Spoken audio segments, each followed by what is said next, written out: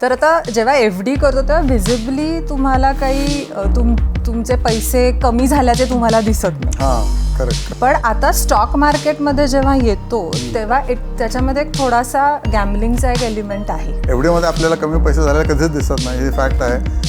अतिशय कासवाच्या वेगाने ते वाढत असतात. म्हणजे आपल्याला बघून छान वाटतं की आपले पैसे गेलेले नाही आहेत म्हणून. करेक्ट. पण याच्यामध्ये तुम्ही 5 वर्षाचा व्ह्यू ठेवायला पाहिजे. 5 वर्षामध्ये सगळ्या रिस्क इव्हन आउट होऊन जातात, देशाच्या आणि जगाच्या आणि त्या कंपनीच्या.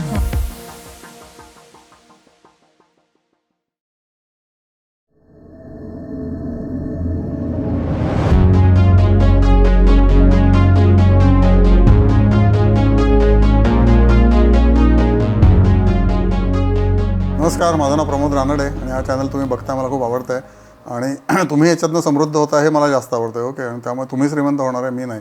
आणि बेसिकली तुम्हाला जर इच्छाच नाही उत्पन्न झाली श्रीमंत व्हायची तर तुम्ही कधी श्रीमंत होणार नाही. ओके, तर आज आपल्याकडे नवीन गेस्ट आले आहेत. त्यांचं नाव आहे श्रुती कवठेकर आणि शी इज प्रॅक्टिसिंग. त्यांचे श्रुती कवठेकर आणि त्यांचं प्रॅक्टिसिंग ती कंपनी सेक्रेटरीशिप करते आहे. म्हणजे she is already pass the exam for last 5 years. She is doing running her own company. आणि ती आत्ता नवीन एंट्रंट आहे इन्व्हेस्टमेंट फील्डमध्ये. आता तिच्याकडे सम जमली असेल म्हणून तिथे आली असं दिसतंय. बघूया तिचे काय प्रश्न आहेत ते. नमस्कार श्रुती. हॅलो. हाय. हाय. पहिला प्रश्न माझा असा आहे की मी आता ह्या ट्रेडिंग जर्नीमध्ये 2 वर्षापासून, इन्व्हेस्टमेंट जर्नीमध्ये 2 वर्षापासून आहे. ओके. तर initially F-DS was the primary investment option for me. तर आता जेव्हा एफ-डी करतो तेव्हा व्हिजिबली तुम्हाला काही तुमचे पैसे कमी झाल्याचे तुम्हाला दिसत नाही. हां, करेक्ट. बरोबर. पण आता स्टॉक मार्केटमध्ये जेव्हा येतो तेव्हा त्याच्यामध्ये एक थोडासा गॅम्बलिंगचा एक एलिमेंट आहे. बरोबर. तर तुमचे पैसे कमी पण होत असतात, ते वाढतात सुद्धा. तर हा जो माइंडसेट असतो की ड्रॉडाऊन्स बघण्याचा, तर तो कसा डेव्हलप करायचा? ओके, दॅट्स फंटॅस्टिक प्रश्न. एफडीमध्ये आपल्याला कमी पैसे झालेले कधीच दिसत नाही, ही फॅक्ट आहे. अतिशय कासवाच्या वेगाने ते वाढत असतात. मे बी 6% पर ॲनम आणि पोस्ट टॅक्स तर मे बी 5.5% पर ॲनम. ते आपल्याला बघून छान वाटतं की आपले पैसे गेलेले नाही आहेत म्हणून. पण याच्यामध्ये तुम्ही 5 वर्षाचा व्ह्यू ठेवायला पाहिजे. आणि 5 वर्ष कॉमनली का सांगतात सगळे इन्व्हेस्टमेंट जे एक्सपर्ट्स आहेत ते, कारण 5 वर्षामध्ये सगळ्या रिस्क इव्हन आउट होऊन जातात, देशाच्या आणि जगाच्या आणि त्या कंपनीच्या. ओके, त्यामुळे इन्व्हेस्टमेंट 5 वर्षामध्ये इव्हन आउट होऊन जातात. म्हणून 5 वर्षानंतर तुम्हाला जर मायनस दिसलं then there is something wrong in your investment pattern. Okay, आणि ते सुद्धा तुम्ही समजा डिस्ट्रीब्यूट केला चांगल्या कंपन्यांमध्ये तर 5 वर्षामध्ये तुम्हाला सगळेच पॉझिटिव्ह दिसतील असं नाही. एखादा तुम्हाला रद्दड शेअर लागू पण शकतो. तर त्याच्याकडे तुम्ही इग्नोर करायचा आणि तो शेअर तसाच ठेवून द्यायचा. लॉसमधले शेअर्स विकायचे नाहीत, कारण अजून 5 वर्षामध्ये मे बी त्याची चांगली सायकल येऊ शकते. आणि it can be lottery for you. जसं Suzlon, I always give examples किंवा सुझलॉनचं सारखं मी एक्झाम्पल देत असतो. असे शेअर्स परत तुम्हाला भरपूर पैसे देऊ शकतात. टिळकनगर इंडस्ट्रीज दुसरा शेअर की जो 150वरनं 3 रुपयावर आला आणि परत आता 500वर गेला. ओके, सुझलॉनसुद्धा 400वरनं 3 रुपयाला आला, 10 वर्ष 3 रुपयाला होता. तुला लॉस दिसला असता सुझलॉनमध्ये किंवा टिळकनगर इंडस्ट्रीमध्ये, पण तो इग्नोर करायचा. You will wait for another 5 years और मे बी 10 years. तुला तो शेअर लॉटरी म्हणून लागू शकतो. त्यामुळे 5 वर्षाचा व्ह्यू ठेवायचा. आणि कुठला शेअर जर खाली आला असेल तर तो ॲव्हरेज करायचा नाही. ॲव्हरेज कधी करायचं तर जेव्हा तो शेअर परत वरती मान काढेल, 10% वाढेल. समजा आता परत एक सेम एक्झाम्पल देतो. सुझलॉन परत आता 50 रुपये 70 रुपयाला आला, परत 50ला गेला. आता 50ला घ्यायला हरकत नाही, कारण तो ऑलरेडी 3 रुपयावरनं 80ला गेलेला आणि परत 50वर आला. त्यामुळे त्याची चढती बांधणी सुरू झालेली आहे. तर तशा शेअरमध्ये you can average once it has gone up substantially. मग तो परत त्याचं टार्गेट 400 नाही, आता याच्या पुढे 1000 असू शकतं. कारण विंड पॉवरचा धंदा इतका प्रचंड वाढला आहे आणि त्यांनी सगळं डेट त्यांचं शून्य करून टाकलं आहे. ओके, रिझर्व्हमधूनच बाहेर काढलं आहे किंवा त्यांनी बँकेबरोबर सेटलमेंट केलं आहे लोनचं. मे बी अर्धे पैसे बँकेने हेअरकट घेतले वगैरे वगैरे जे काय झालं असेल. त्यामुळे त्यांची इक्विटी म्हणजे डेट शून्य झालं, इक्विटी वाढली असेल. पण आता त्यांचं विंड पॉवरमध्ये सनराईज सेक्टर आहे ना विंड पॉवर, त्याच्यामुळे त्यांची प्रॉफिटेबिलिटी गेले 3 वर्ष ते सतत दाखवतात.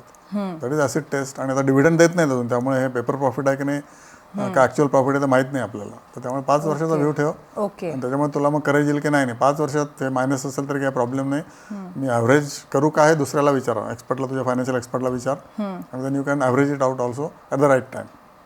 ओके, म्हणजे ॲव्हरेजिंग सुद्धा दर महिन्याला नाही करायचं, दर 6 महिन्याला करायचं. कारण एखादा शेअर 6 महिने परत खाली येईल. त्यामुळे you should get another opportunity. आणि ॲव्हरेजिंग सुद्धा 5-5, 10-10 हजाराचंच करायचं. एकदम 1 लाख रुपये टाकलेत खाली आला म्हणून असं नाही करायचं. ओके. आता ह्या केसमध्ये माझा फॉलोअप क्वेश्चन आहे की ॲव्हरेजिंग कुठल्या स्टॉकमध्ये करायचं. सो आता कधी कधी असं होतं की मी एखादा समजा घेतला स्टॉक आणि तो आता चढायला लागलाय, त्यांनी एक अपवर्ड मोमेंटम पकडले, तर त्या केसमध्ये ॲव्हरेजिंग करायचं का? हो, त्या पण केसमध्येच मग तो करायचं. कसा आयडेंटिफाय करायचा किंवा ॲटलिस्ट त्याचा तो अॅन्युअल रिपोर्ट बघायचा, तो शेअर काय वाढतोय, कारण काहीतरी त्याच्यामध्ये पॉझिटिव्ह चेंज झाला आहे म्हणून. मग त्याचं P&L बघ, त्याचा अॅन्युअल रिपोर्ट बघ, ओके, किंवा त्या शेअरचं अजून PPT येतं, तर दर क्वार्टरला PPT येतं, ओके, स्क्रीनर साईटवर किंवा सगळ्या साईटवर. आणि तिथे बघायचं की काय चेंज झाला म्हणून शेअरवरती चालला. तर जो चेंज आहे तुला जर चांगला वाटला की खरंच ना what ever they have done is आपल्याला दिसतंय रिअल लाईफमध्ये पण सोलर सेक्टर वाढतोय म्हणून सुझलॉन वाढतोय. Okay. So that is fact. त्यामुळे ओके. ते आपल्याला क्रॉस चेक करायचं विथ अदर डेटा आणि देन यू कॅन ॲव्हरेज द्या. आता अजून एक प्रश्न असा आहे की there are like 2000 company, more than 2000 companies 5,000. Listed on हो. NSE Right. फक्त. तर as a new entrant it becomes very overwhelming की एवढ्या कंपन्यांमधनं तुम्ही फंडामेंटली स्ट्रॉंग कंपनीज आयडेंटिफाय कशा करायच्या किंवा त्या आयडेंटिफाय करून त्याच्यामध्ये डीप डाईव्ह कसं करायचं रिसर्च. तर ह्याच्यावरती काय ॲडवाईस आहे? त्याच्यावरती सोल्युशन आहे की माझा चॅनल बघत राहा. तुला जेव्हा स्पेअर टाईम असेल किंवा नसेल, किंवा let's say I have nothing to do now, किंवा आता मी ट्रेनने ट्रॅव्हल करते, विमानाने ट्रॅव्हल करते, वेटिंग पिरियडमध्ये बघत राहा चॅनल. त्याच्यामध्ये तुझ्या डोक्यात बसतील की ह्या शेअर चांगले आहेत म्हणून. सगळे फंडामेंटली चांगले असणारे शेअरच मी अनालिसिस करतो. आणि जे पडलेले आहेत ते पण मी याला 2 क्रायटेरिया मी लावतो की फंडामेंटली चांगला शेअर आणि दुसरा पडलेला शेअर आहे. 2-2 वर्ष पडलेला शेअर आहे. तर 2 वर्ष पडलेला शेअर आहे तो अजून एखाद्या वर्षात नक्कीच वाढणार आहे, because it is fundamentally good sector. जसं पेपर सेक्टर आणि शुगर सेक्टर हे आता गेले 2.5 वर्ष खाली आहेत आणि फंडामेंटली चांगले शेअर्स आहेत. जसे अवध शुगर आहे किंवा शेषशाही पेपर बोर्ड आहे, JK पेपर आहे, हे शेअर आता जवळजवळ 40-50% पडलेले आहेत. ओके. तसे शेअरचे 2-2 वर्ष खाली पडलेले आहेत शेअर.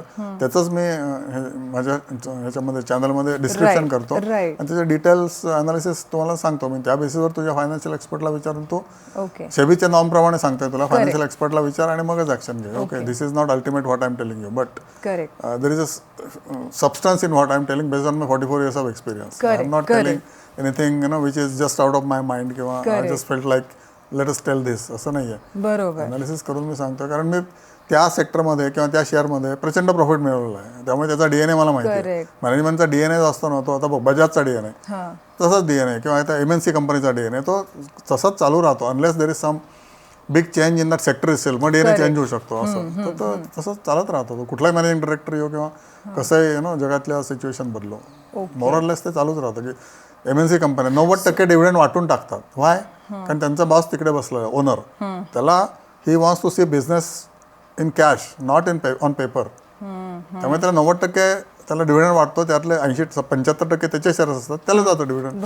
बाकीचं आपल्याला मिळतं, फक्त तुकडे आपल्याला मिळतात. मेन डिव्हिडंडचा प्रॉफिट तिकडे जातो, म्हणजे प्रॉफिटमधून डिव्हिडंड तिकडे जातो. तर असे शेअर घेतले तर तुम्हाला कधीच लॉस नाही होणार, कारण जो डिव्हिडंडवर डोळा ठेवून बिझनेस करतोय obviously he is having financial काय म्हणायचं व्हेरी सॅव्ही की wants to see P&L every year on year. यावर्षी झाला नाही हे इंडियन कंपनीत होऊ शकतं, पण MNC मध्ये नॉर्मली होत नाही.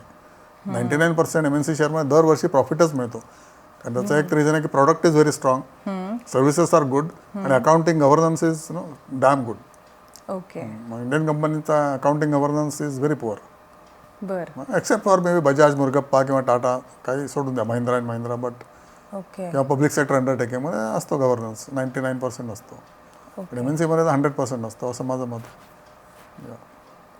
सो म्हणजे स्टॉक सिलेक्ट करताना सेक्टर बघणं खूप महत्वाचं नाही, सेक्टर बघणं महत्त्वाचं नाही. ज्याची इक्विटी कमी आहे, ज्याला बॉरोइंग शून्य आहे, हे 2 मेन क्रायटेरिया आहेत. इक्विटी कमी म्हणजे सप्लायच कमी आहे शेअर्सचा. बरोबर. आणि बॉरोइंग शून्य म्हणजे ह्याला जरी ऑर्डर नाही आला तरी ह्याचं इंटरेस्ट बँकेला तो देणं लागत नाही. ओके, तर हे 2 मेजर क्रायटेरिया आहेत, बॉरोइंग शून्य आणि सेल्स वाढले पाहिजेत क्वार्टर अँड क्वार्टर किंवा इयर ऑन इयर ॲटलिस्ट. हे 3-4 क्रायटेरिया बघून शेअर्स घ्यायचा. आणि असेच शेअर्स माझ्या चॅनलमध्ये जे सांगतो ना, असे शेअर सिलेक्ट केले जातात की ज्याची इक्विटी कमी आहे, बॉरोइंग शून्य आहे, किंवा बॉरोइंग घेतले पण ते दरवर्षी कमी होत आहे. ओके, आज मी बॉरोइंग घेतलं 10,000 कोटी, बऱ्याच कंपन्या आहेत 10,000 कोटी बॉरोइंग, अडाणी 90,000 कोटी बॉरोइंग वगैरे, पण त्याचे पुढच्या 3 वर्षामध्ये प्रॉफिट्स पण तेवढे वाढतात आणि बॉरोइंग कमी होते. कळलं ना तुला? प्रॉफिट वाढतात म्हणून बॉरोइंग कमी होते. असे शेअर्स पण ओके असतात. दे आर ग्रोथ सेक्टर आणि त्याचे भाव कुठल्या कुठे असतात, म्हणजे ते तुम्हाला अफोर्ड करत असले तुम्ही घेऊ शकता, पण 1-2 शेअर घ्यायचे, नॉट दॅट यू बाय एकदम 20-25 शेअर घेतले, असं नाही करायचं. ओके. सो तुझ्या ओपिनियनमध्ये आता बूमिंग किंवा बुलिश सेक्टर्स कुठले आहेत? बुलिश सेक्टर तर आता आय टीला काही मरण नाही असं माझं मत आहे. बँकिंग आय एम टेलिंग की there is steel chance that all banks PSU banks will double from here. आता ते ऑलरेडी लेट्स से कुठली स्टेट बँक 800वर 2 वर्ष होता शेवट, तर आता 920ला गेला. झालं ना, किती 12% मिळालं ना तुम्हाला एका वर्षामध्ये. तर तुमच्या PNL अकाउंटमध्ये तुम्ही 20-25% तुमचं टार्गेट तुम्ही ठरवा based on your risk appetite, किंवा 40% SBI वाढल्यानंतर मी विकणार. करेक्ट. ओके, तो तुमचा ट्रेडिंग अकाउंट असणार आहे. दरवर्षी PNL अकाउंटचा तुमचा तो अकाउंट असणार. दुसरा तो इन्व्हेस्टमेंट अकाउंट आहे. तो 2 उघड अकाउंट, एक 3-in-1 ट्रेडिंग अकाउंट आणि दुसरा इन्व्हेस्टमेंट अकाउंट. ओके. इन्व्हेस्टमेंट म्हटलं शेअर्स कधीच विकायचे नाही, मी 30-30 वर्ष ठेवायचे, तुझ्या 60ला उपयोगी पडतील ते. ओके. आणि ट्रेडिंग म्हटलं शेअर दरवर्षी एकदा विकायचेच. मे बी तू मार्चमध्ये विकशील, नाही तर एप्रिलमध्ये विकशील, नाही तर दिवाळीत विकशील, पण तो प्रॉफिट वापरायचा for your every year use. तो माझा पुढचा प्रश्न त्यावरच होता की दरवर्षी तुम्हाला शो मी द कॅश. हा, म्हणजे कंपाऊंडिंग का profit booking for a new entrant, दोन्ही इम्पॉर्टंट आहे. दोन्ही. तुम्हाला गोडी कधी लागते? दरवर्षी तुम्ही चांगला प्रॉफिट काढला. चांगला प्रॉफिट म्हणजे डेफिनेशन काय? एवढीपेक्षा जास्त, टू बी सिम्प्लिस्टिक. ओके. एवढीपेक्षा तिप्पट मिळाला तर उत्तम. 18% तुला प्रॉफिट मिळाला, एवढी 6% दरवर्षी, इकडे 18% मिळाला, शुड बी हॅपी आणि enjoy of that 18%, may be 9% you can enjoy. समजा तू 10 लाख लावलेस, ओके, तुला 19% प्रॉफिट मिळाला, 1.9 lakhs मिळाला प्रॉफिट. 80,000 उडव, 80,000 ठेवून दे, to invest after another 8 months किंवा 6 months, कारण मार्केट परत पडतं. पण मग त्या केसमध्ये हाऊ विल यू आयडेंटिफाय मल्टीबॅगर्स की मल्टीबॅगर इन्व्हेस्टमेंट अकाउंटमध्ये. अच्छा. हां, तिकडे विकायचीच नाही ना कधी. TCS इकडे घेतला, तिकडे घेतला. TCS आत्ता समजा 2900ला आहे, 2900ला दोन्हीमध्ये घे, काय 5-5 घे, काय 10ला घे. ओके. तिकडचा विकायचाच नाही, कारण तो 10,000 जाणार आहे पुढच्या 10 वर्षात. इकडचा 4500ला झाला किंवा 4,000ला झाला किंवा विकणार आहे. That may happen in next 1 year or next 2 months. That nobody knows. मला पण माहित नाही, तुलाही माहित नाही. Nobody knows that.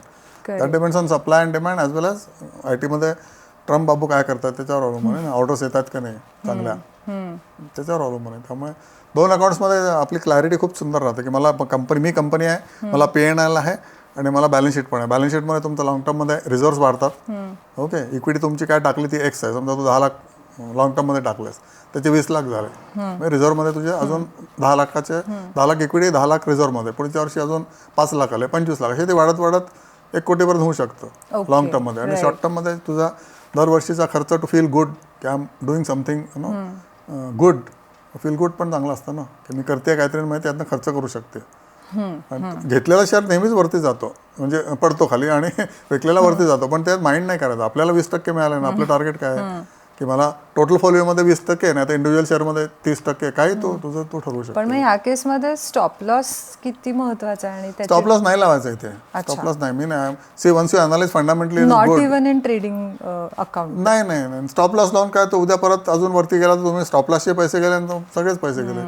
That whatever TV channels is they are for day trading, not for our kind of trading, की आपण महिन्याला किंवा वर्षाला एकदा ट्रेडिंग करणार. Correct. That is for day trading.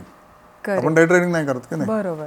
त्यामुळे त्यांना दररोज 500 रुपये किंवा 1000 रुपये घरी न्यायचे असतात, त्यामुळे त्यांना तो लॉस कट करायला सांगतो टेक्निकल माणूस. आपण डे ट्रेडिंग करत नाही ना. तुम्ही दोन्ही बाजूने कट होता. ओके. तुम्ही आज विकला, स्टॉप लॉस लागला, आणि उद्या तो वरती गेला, वरचा पण तुम्ही लेट्स से स्टॉप लॉस लावला आणि विकून टाकला, अजून वरती जात होतो. त्यामुळे एकदा घेतला की तुमचं कन्व्हिक्शन पाहिजे स्वतःचं. आम्ही शेअर घेतला, हा चांगला आहे, मला माहिती आहे. For instance solar sector forever they are going to be good. जसे प्रीमियर एनर्जी आहे, नंतर कुठला वारी एनर्जी आहे, जे सेल्स बनवतात, मॉड्यूल्स बनवतात, किंवा अडानी ग्रीन आहे, टाटा पॉवर आहे, एस्टॅब्लिश कंपन्यांचे solar sector is sunrise sector ना. ओके. तर ते ठेवूनच द्यायचे. ते इन्व्हेस्टमेंट अकाउंटमध्ये इकडे घ्यायचे, इकडे विकायचे, तिकडे फॉरएव्हर ठेवायचे. म्हणजे फॉरएव्हर म्हणजे मी सांगतो 5 ते 7 वर्ष. आता solar sector may be saturate in next 5 years. त्याच्यानंतर सोलरला मेंटेनन्सचे जॉब्स मिळतील, म्हणजे काहीतरी रेव्हेन्यू येणारच त्यांना, किंवा रिप्लेसमेंट जॉब मिळेल. की 25 वर्ष, आता आम्ही 2017ला आमच्या कॉलनीत लावली, 2017 + 25, मग किती झाले, साधारण 52पर्यंत आमची सगळी पॅनल रिप्लेसमेंटला येतील. मग तोपर्यंत त्यांना तो पण बिझनेस, रिपीट बिझनेस. जसं आता सगळे इलेक्ट्रिकल इक्विपमेंटला रिप्लेसमेंट चालू आहे ना, ट्रान्सफॉर्मर्स, सबस्टेशन्स सगळे रिप्लेस होतात. त्यामुळे ब्रिक्स अँड मॉर्टर कंपन्या, इलेक्ट्रिकल केबल, त्या सुद्धा कंपन्या जोरात आहेत, कारण रिप्लेसमेंट मार्केट आलं आहे. तसं नाही किंवा केबल एकदा लावले की 50 वर्ष, पण आता 50 वर्ष लावून झालेल्या केबल पण आता रिप्लेसमेंटला आल्या आहेत ना, किंवा ट्रान्सफॉर्मर्स. तर ते बिझनेस मिळतच राहतो. आणि जोपर्यंत इन्फ्रास्ट्रक्चर मध्ये रिफॉर्म्स आहेत ना भारतामध्ये, जोपर्यंत भारतात पॉप्युलेशन 142 करोड लोक, आणि ॲस्पिरेशनल, नॉट लाईक अमेरिका, मला काहीच करायचं नाही, मला गव्हर्नमेंटचे पैसे मिळतात, I am happy in what ever I am getting from government. तसं नाही आहे इंडियामध्ये, लकीली. करेक्ट. त्यामुळे ॲस्पिरेशनल ग्रोथ राहणारच आहे. प्रत्येकाला दर 3 वर्षांनी 2-2 मोबाईल लागणार आहेत, प्रत्येकाला लॅपटॉप लागणार आहेत 2-2, प्रत्येकाला नवीन गाडी लागणार आहे दर 10 वर्षांनी, मोटरसायकल दर 15 वर्षांनी किंवा व्हॉट एव्हर इट इज. तर ते करेक्ट, कॉन्स्टंट रिप्लेस. आता बजाज ऑटो का चाललाय? रिप्लेसमेंट मार्केट म्हणून चाललाय. नवीन तर लोक घेतातच आहेत, बरोबर, प्रत्येक जण गाडी रिप्लेस करतोय ना आपली. टू व्हीलर तर नॉन निगोशिएबल आहे इंडियात. करेक्ट. Yeah. सो आपण जे काय वापरतोय ना त्याच्यावर डोळा पाहिजे. आपण जे वापरतोय जे आपल्याला महाग वाटतंय, ज्यामध्ये मार्जिन जास्त आहे कंपनीला, तो शेअर घ्यायचा. अच्छा, that is another way of looking at it. आपण ज्याच्यात मॅक्सिमम एक्सपेन्स आपला कुठे आहे, घरातला महिन्याचा एक्सपेन्स मॅक्सिमम आपला कुठे आहे, मे बी तुमचं भाडं जात असेल सगळ्यात टॉप. ओके, मग रिअल इस्टेट कुठली कंपनी चांगली आहे, मे बी लोधा डेव्हलपर्स किंवा वॉट एव्हर एल्स. किंवा रिअल इस्टेटचं ETF पण आहे. You can buy real estate ETF. Okay, safest is ETF. Okay, त्याच्यामध्ये रिस्क कमी, रिटर्न पण कमी, पण FD पेक्षा जास्त. करेक्ट, या असं FD पेक्षा डबल. ओके, तुला रिअल इस्टेटमध्ये 12% रिटर्न मिळेल 1 वर्षात किंवा 2 वर्षामध्ये, मग 24%. तू लोधा डेव्हलपर घेतला तुला 40-50% पण return. Correct. So you have to decide की तुझी रिस्क ॲपिटाईट काय आहे. हा, म्हणजे तेच आहे की एखादं सेक्टर जर ते बूमिंग असेल तर त्या सेक्टरमधला प्रत्येक स्टॉक काही विनिंग स्टॉक होत नाही. नाही नसतो. पण मग त्या केसमध्ये त्या सेक्टरचा ETF is a better choice. Better choice for you definitely. Based on your risk appetite. For women it is definitely ETF. तुम्ही रिस्कच नाही ETF मध्ये. मी तर म्हणतो 5 वर्षाला तर सगळ्या लेडी फोक्सनी ETF घ्या आणि श्रीमंत व्हा. इंडिव्हिज्युअल स्टॉक मार्केटचं अनालिसिस करायची जरूर नाही. महिन्यातनं एकदाच एंट्री करायची. ETF काय रोजचा रोज 5% पडत नाही. स्टॉक मार्केट 5% पडतो, 5% वाढतो किंवा 10% पडतो, 20% वाढतो. तसं ETF मध्ये होत नाही. 0.5%, 1%च रोज त्याचं मुवमेंट असतं. ते सुद्धा 5% समजा 2 महिन्यात पडलं तर यू बाय. ॲव्हरेज करायला ETF ला बाय, यू कॅन ॲव्हरेज आणि still you will earn double than FD. Okay, so what the problem? Correct. त्याच्याकडे लक्ष द्यायची वेळ आहे. डोळस व्हा, मुलींनी डोळस व्हा आणि तुमच्या सॅलरीच्या एवढं तुम्हाला इन्कम मिळू शकतं after maybe at the age of 50. Okay, yeah definitely. आणि you can quit your job और क्विट युअर, मला आता काही करायचं नाही, मला स्वस्त बसायचं आहे, आणि you can pursue your hobby at the age of 50 provided you invest wisely from the age of 30-35. तुमचा गोल्डन पिरियड असतो कधी? एक तर तुमचं लग्न व्हायच्या आधी तुम्ही जे अर्निंग करता तेव्हा तुम्हाला काही अटॅचमेंट नसतात. All money is yours. Parents पण काय म्हणतात तुझं तू बघ. तेव्हा इन्व्हेस्ट करायला प्रचंड वाढतात. मे बी 1 लाख असतील ते 1 कोटी होतात 50 वर्षी, 50 वर्षांनी. 50 वर्षांनी नाही, मे बी 30 वर्षांनी. तर तू डबल कर, दर 5 वर्षांनी डबल. एवढं तर मिनिमम फॉर्म्युला आहे. 1 लाखाचे तुमचे 10 वर्षात 4 पट होतील. ओके, 15 वर्षात 8 पट आणि 20 वर्षामध्ये 16 पट. 1 लाखाचे 16 पट होतील 20 वर्षामध्ये. म्हणजे 50 वर्षी 16 पट होतील ना. 16 लाख 1 लाखाचे. तो टच नाही करायचा कधी ते कॅपिटल.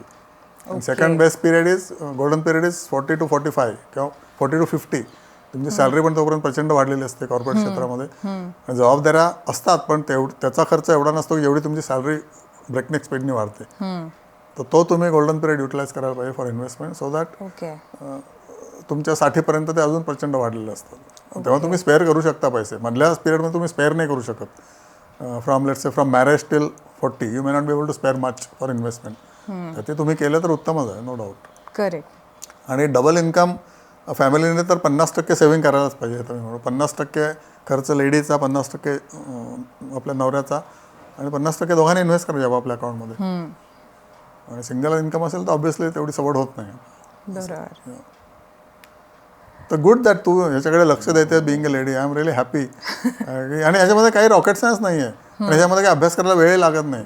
तुम्ही फक्त महिन्यातनं एकदा अकाउंट उघडायचा, 2 अकाउंट उघडायचे, long term, short term, 3 in 1, आणि पैसे त्यात अलोकेट करायचे, नाही टाकायचे नाहीत पैसे. कसं आहे की आतापर्यंत since I have been investing for last 2 years आतापर्यंत ते बुलरनच आहे. हो, तुम्ही जसे क्रॅशेस किंवा बेअर मार्केट्स हे सगळे एक्सपिरियन्स केलेत, बुलरन्स. हो, राईट राईट. आम्ही हे एक्सपिरियन्स केलेलं नाही. सो तो माइंडसेट म्हणजे आतापर्यंत कायम वरच जाते. कधीतरी ते जर क्रॅश होणार असेल तर तो माइंडसेट अजून डेव्हलप. क्रॅश म्हणजे ॲक्च्युली 30-40% क्रॅश. जसं 2008ला झालं होतं, 2000 कोविडला झालं होतं. त्याच्यानंतर अजून तर हा जो क्रॅश काहीच नाही आहे. This is just 5% fall of the market. Nifty 50 ETF mutual fund. Individual शेअरमध्ये 50% डाऊन आहे, स्मॉल कॅप, मिड कॅप.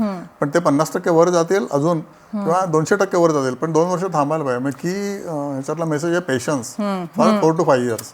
नक्की तुम्हाला ह्याच्यातनं फायदा मिळणार. आणि एखादा तर दर शेअर लागतोच ना. तुम्ही समजा 50 शेअर घेतलेत किंवा 20 घेतलेत, त्यातला एखादा शेअर मायनसमध्ये जातो किंवा तो शून्य पण होऊ शकतो. मार्केटमध्ये सगळ्या पॉसिबिलिटीज असतात, Correct. पण इन्फिनिटीच्या पॉसिबिलिटी जास्त असतात Okay. दॅन शून्याच्या possibility. Okay. Provided you do काय म्हणायचं, do research or listen to this channel, किंवा कोणालाही तू विचार की जो तुझी संगत अशी पाहिजे की जो मार्केटमध्ये इन्व्हेस्ट करतोय, then he will tell you.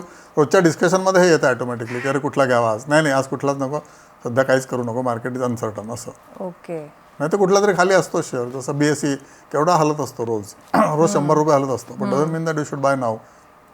पण जेव्हा तो 30% वगैरे पडतो तेव्हा तुम्ही घ्यायला पाहिजे, तो काय अजून पडणार, कारण BSE इज मार्केट इन्फ्रास्ट्रक्चर. बरोबर. हे बघ, जसे दारूचे अड्डे बंद होणार नाही आहेत, दारूच्या कंपन्या बंद होणार नाही आहेत, तसं मार्केटही बंद होणार नाही आहे, कारण मार्केटला चिकटलेले लोक किंवा ॲडिक्टेड लोक प्रचंड आहेत इंडियामध्ये. Going forward it will be much more. आता फिक्स डिपॉझिट मी आता सांगितलं की 22 लाख कोटी फिक्स डिपॉझिट वाढलेत एका वर्षामध्ये, 24-25 मध्ये 22 लाख कोटी, आणि म्युच्युअल फंडात आले 18 लाख कोटी. ओके, पुढच्या 2-4 वर्षामध्ये जसं मार्केट वर जाईल रिव्हर्स होईल, म्युच्युअल फंडात 22 लाख कोटी येतील आणि एवढी फक्त 18 लाख कोटी वाढतील. त्यामुळे सप्लाय डिमांड प्रमाणे मार्केट वाढणारच, फक्त आपल्याला कळायला पाहिजे. त्यामुळे हा चॅनल बघ, तुला ऑटोमॅटिकली तू बुल होशील. नक्की.